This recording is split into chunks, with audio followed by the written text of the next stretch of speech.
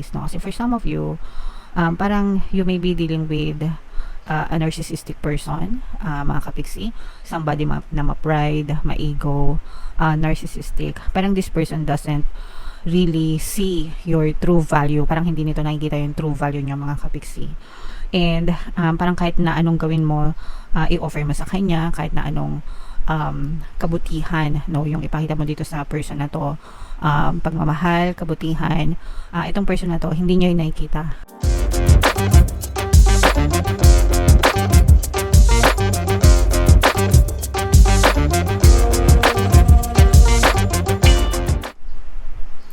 Hello guys, hello Taurus, welcome back to Pinay Pixie Tarot. Ang pamagat ng episode natin for tonight is Silip sa Pag-ibig Kapalaran. Ito yung ating love scope or love life reading, mga kapixie, para ngayong November para sa Taurus, Sun, Moon, Rising, Sign, and Venus. Pwede ma-pick up yung energy nyo guys, pwede ma-pick up yung energy ng person nyo, pwede magkabaligtad yung roles. If hindi kayo naka-resonate dito, try nyo panoorin yung video dun sa zodiac sign ng person nyo, mga kapiksi, baka nandun yung energy nyo. So, unahin natin tong deck na to, tingnan natin yung love message or love advice para sa inyo. Ito yung image ng card. This is more on self, mga kapiksi. Tingnan natin yung ibig sabihin. Surrender. At times, we must surrender the old before something new can enter our lives. Let go and all will work out. So, ito guys, talagang kailangan natin i-surrender yung, sabi nga, yung old para bigyan ng space sa buhay natin yung something new. This is most applicable, especially for some of you na hindi makamove on sa mga ex nila, sa mga past lover nila, or hindi makamove on dun, not necessarily ex-boyfriend, ex-girlfriend, pero dun sa mga ex-circumstances, yung mga past circumstances sa relationship nyo. So, let's say, for example, in a relationship kayo, nag-away kayo ng isang linggo, ng isang buwan, ng isang taon, tapos hindi kayo naka-move on doon. Ibig sabihin, yes, pwedeng in a relationship pa kayo, pero hindi nyo kinakalimutan yung or nilelet go yung mga bad things na nangyari sa inyo. So, there will be suffering. There will be negative consequences, no, kapag ka hindi nyo nilet go yung past, mga kapiksi. So, you have to surrender, guys, and i-let go nyo yan, whatever your past may be. Again, pwedeng past lover nyo or yung mga past negative circumstances, para mabigyan nyo ng space sa buhay nyo yung tamang person, yung tamang pag-ibig, yung tamang mga circumstances na deserve nyo na ma-experience nyo sa buhay. So, huwag kayo masyadong mag-hold on dun sa mga negative memories, mga kapiksi. Kasi, paulit-ulit nyo lang sinasaktan yung sarili nyo and you can never be happy doing that. Okay? So, yan yung love message or advice sa inyo. Tingnan natin yung energy surrounding your situation. Pwedeng mag-resonate lahat. Yung iba naman, pwedeng yung iba lang yung mag-resonate. So, kung ano na lang yung mag-resonate sa inyo, guys, take that message. So, meron tayong the chaser, may naghahabol, mga kapiksi, no? So, it's either ikaw yung naghahabol or siya yung naghahabol. Pero, meron kasing fear of abandonment. Kaya, hinahabol nyo yung mga jowa nyo, guys. Pwedeng natatakot kayo na iwanan nila kayo, takot kayo ng rejection or abandonment. Kaya, kahit ano mangyari, sometimes, kahit hindi na ginagawa ng tama, no? Kahit na agrabyado na, hinahabol pa rin. So, for some of you, maaring may ganyang klaseng nagganap sa inyong relationship, habang yung isa, party-party lang, wala lang pakialam, okay?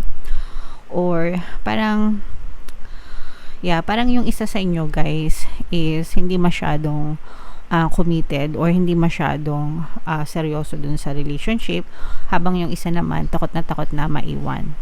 So, merong the chasee and the chaser. May naghahabol, may hinahabol. So, parang ganon yung sitwasyon nyo, mga kapiksi. Okay? And, syempre, kung sino yung naghahabol, parang hindi na-reciprocate yung feelings or nararamdaman, kaya nagkakaroon ng heartbroken.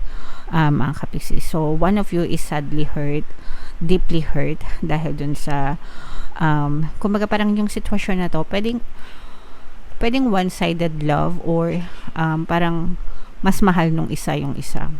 Yung isa habol ng habol, yung isa walang pake. So, yung habol ng habol, siya yung nasasaktan, mga kapiksi. So, comment down below if feeling nyo nakaresonate kayo dyan, and kung sino kayo sa dalawa. Kayo ba yung naghahabol, or kayo ba yung hinahabol? Comment down below, mga kapiksi. So, tingnan natin yung ganap sa love life nyo, guys. Shuffle natin to. Habang sinashuffle ko to, panoorin nyo muna yung video natin regarding sa ating paano mag-manifest ng abundance video course. Kapiksi, sawa ka na ba sa mga struggles at hirap sa buhay mo? Masipag ka ba at masikap sa buhay ngunit hindi ka pa rin umaasenso? Ilang beses ka na bang nag-attempt mag-negosyo at mag-invest pero palagi ka pa rin nalulugi? Sa pagkakataon na ito ay maaaring may subconscious beliefs ka na nagiging balakid sa iyong pag-unlad at pagyaman. Introducing, paano mag-manifest ng abundance video course. Dito ay matututunan mo ma-overcome ang mga balakid mo para tuluyan ka ng umunlad, umasenso, sumagana, maging matagumpay, successful at maswerte sa iyong kabuhayan, pera, trabaho, negosyo, salapi at kaperahan ng bonggang-bongga.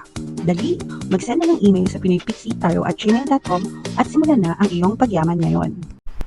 Alright, so sa lahat ng gusto mag-avail ng course, guys, meron tayong promo ngayong November. Magbibigay tayo ng 500 pesos na discount until November 30, kaya mag-avail na kayo, guys. And meron din tayong bagong course, paano mawala ang third party at magkaroon ng harmonious na relationship para mawala yung mga kabit ng mga jowa nyo, guys. 20% discount yan until November 30, so i-avail nyo na, guys. Sobrang ganda. So dito, guys,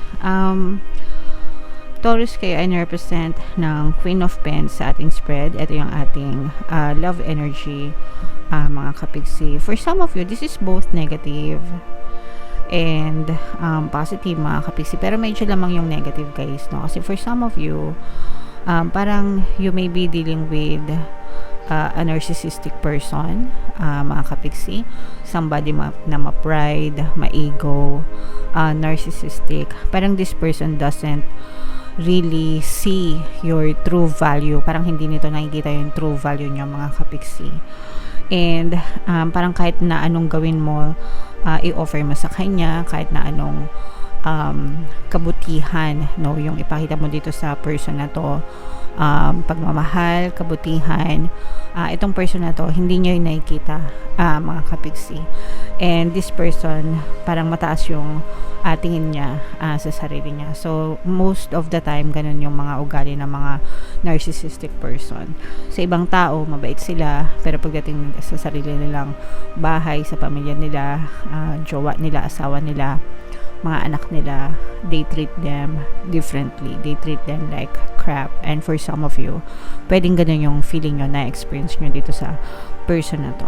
And there are times, ito yung reason kung bakit heartbroken kayo, mga kapiksi. No, kasi kahit na anong i-offer mo dito sa person na to, guys, parang hindi nila kayo nakikita, parang sa kanila invisible kayo, mga kapiksi. And there are a lot of times na umiiyak kayo, nasasaktan kayo because of them, because of how they treat you, guys. At saka for some of you, parang this is parang yung iba sa kanila very manipulative, controlling, ganyan. Parang marami silang emotional damage na nabibigay sa inyo, and you can only tolerate so much, mga kapiksi. On the good side naman, parang nakikita natin na yung iba sa inyo, parang you're helping yourself, tinutulungan mo yung sarili mo para hindi ka masyadong masaktan dito sa trato ng person mo. Although parang yung iba sa inyo, guys, parang feeling ko natatanggap nyo na ganun yung ugali nila, and hindi nyo na lang pinapersonal yung mga sinasabi nila, parang labas sa isang tenga, pasok sa isang tenga, labas sa isang tenga, para hindi kayo masaktan. And nagfo-focus kayo sa inyong mga anak, kung meron kayong mga anak, kung mag-asawa na kayo. So ganun yung nakikita natin na takbo ng relationship na to, mga kapiksi. And yung iba naman sa inyo, for some of you nga, because we have the chaser energy dito, na parang tinitiis nyo, kasi yung iba sa inyo parang ayaw nyo naman makipaghiwalay dun sa person nyo, especially kung may mga anak kayo. mga kapiksi, parang sinasakripisyo nyo yung, ayan no, ang dami yung sacrifices, ang dami yung bigat na ng damdamin, mga kapiksi.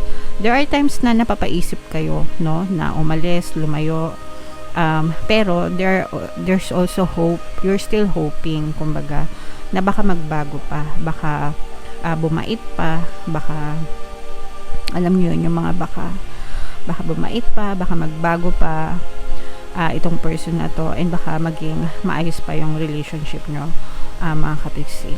Okay, pero nakikita natin na malala din yung, kumbaga parang malala yung mga every time na nag-aaway kayo, malala, ganyan. So parang tinitiis nyo lang lahat alang-alang sa, I don't know, relationship or dahil sa mga anak nyo, mga kapiksi. Okay? So, comment down below, guys, if feeling nyo naka-resonate kayo. Pwede nyo, guys, pakinggan yung pampabait subliminal, no? If narcissistic yung person nyo and gusto nyong maging mabuti yung trato nila sa inyo, guys, pwede nyo pakinggan yun. Pwedeng makatulong sa inyo, mga kapiksi. Alright? So, this will not resonate with all, guys, pero if ever na naka-resonate kayo, comment down below. And ito yung ating 2025 kapalaran, mga kapiksi, panoorin nyo na. And ito naman yung ating success stories ng paano mag-manifest ng abundance video course. Click here to subscribe, and ito yung ating mga pampaswerte subliminals. Thank you for liking, sharing, and subscribing. See you again next time. I love you all, mga kapiksi. Have a nice day. Bye-bye.